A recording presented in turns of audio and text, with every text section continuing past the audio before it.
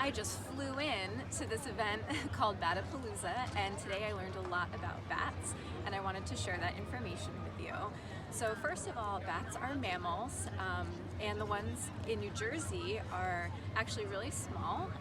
So they're two of the main species are called the little brown bat and the big brown bat, and they're probably only like this big, or like the size of my mask. And so bats can help with lots of stuff.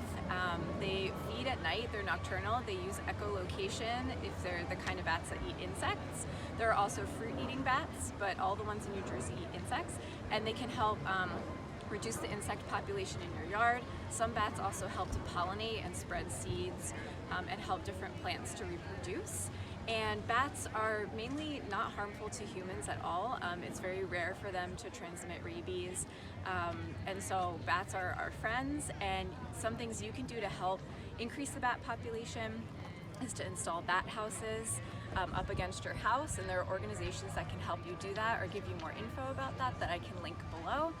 And also bats have been threatened by white nose syndrome, which is a type of fungus that came accidentally over from caves in Europe, and they harm the bats because when the bats hibernate, their immune systems decrease a whole lot, and that fungus will harm them and cause them to wake up while they're hibernating, and it'll cause bats to die.